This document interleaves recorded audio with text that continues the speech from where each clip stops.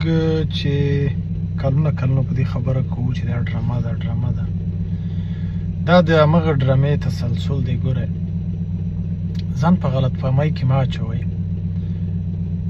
دا د همغه جګړې تسلسل دی چې په افغانستان کې د 20 کاله تېره شوه. امریکا په زرګونه کیلومتره لرې د طالب په نوم د ترهګر په نوم افغانستان ته راغله. ما او تا په میرامشاه او په کوټه کې د دوی حمایت کمپونه او عشا و عباته او د روغتیا پالنې ما او تا په میرامشاه او کوټه کې لیده.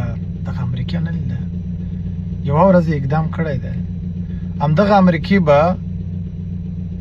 د ملت د غریبو خلکو کورونه بمبارول، همدغه طالب به په لویو لارو کې ګمرکونه اخیستل، د مؤسساتو نه پیسې اخیستلې. دا خو څه پټه خبره نه، ټولو خلکو لیدل د خپله طالب. لکه دا خو څوک چې پې منکرېږي هغه ځان ته خبره ده. خو مګر امریکا په طالب باندې کوم ځای کې بمبار ونه کړه. ځینې وخت د دې لپاره چې د خلکو اما ذهنیت داسې نه شي چې بیخي دغسې پوه شي په دې خبره باندې، د دې لپاره به یې ځینې وخت کړی.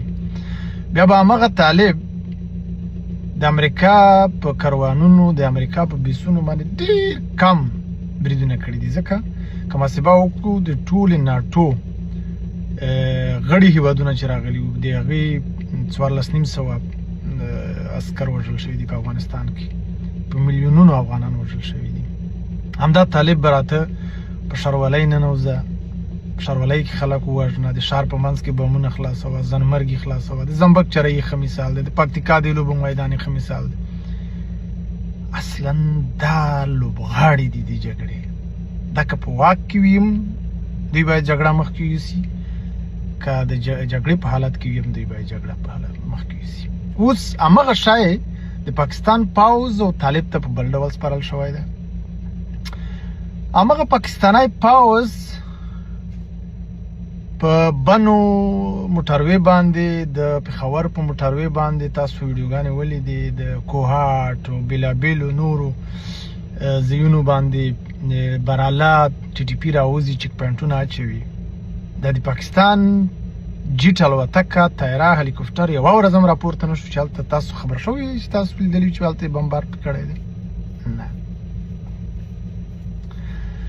مګر د همغه پاکستان جیټ الوتکې راځي په پکتیکا، خوست، کونړ هم ولس شهیدانه یې وژني. دا د دې لپاره چې د جګړه خو د دوی د ګټو جګړه ده. دا خو په سازماندهي د امریکا او د طالب هغه لاندې واړه هغه ځان نه خبر نه دي، هغه په بل هوش کې دي.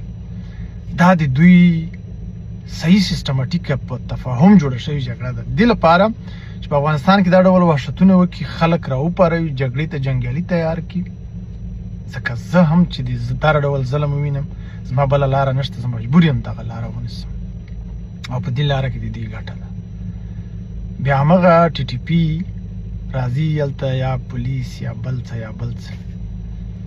زه داسې وایم چې دا موټر بمونه، دا بمونه چې تاسو پښتونخوا ته راوړلی شئ، دا خو یو غلط منطق دلته د خلکو په ذهنیت کې ورکړل شوی دی چې اول به لکه دا به د افغانستان حکومت په مقابل کې هم ویلي چې اول به د خپل له منځه ورته وړي، بیا به خو مګر دا خو یو غلط روایت دی، استخباراتي روایت دی، خلکو په ذهنو کې ورکړی دی.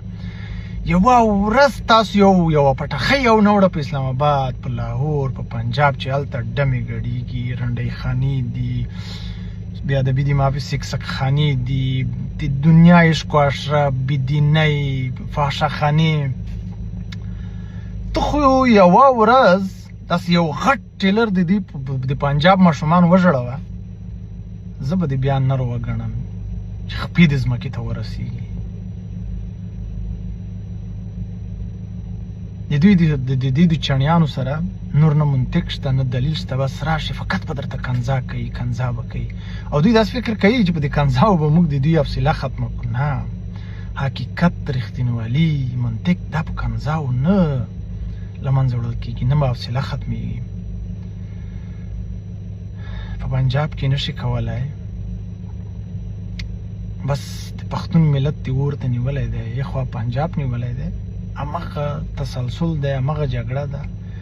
دا د سپیک د ګټو جګړه ده، دا د شرقي او غربي بلاک د ګټو جګړه ده، دا د پاکستان د ګټو جګړه ده. ملا او طالب یې قراردادي ده، 20 کاله هم قراردادي وو، 20 کاله هم دغه کار کوو، اوس هم قراردادي ده. ملا یعقوب یوه ورځ یو ډوزي وولي، افغانستان په بمبار کې ماشومانو عام خلک، بله ورځ راشي بله ډوزه وولي، بیا افغانستان په بمبار کې عام خلک،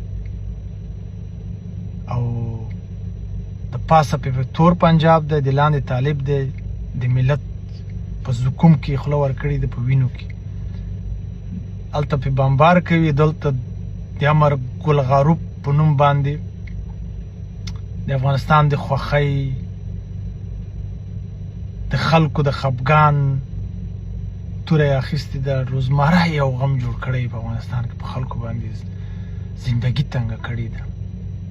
دا ټول پراجیکټ ده، دا پردی جنګ یې راوړی دی، دلته په موږ مسلط شوی ده. دا واللهي که رښتینی جنګ وي، رښتینی جنګ دا ډول نه وي، دا ټول دروغ دي، دا د پردیو ګټو جګړه ده، دوی لوبغاړي دي. مننه.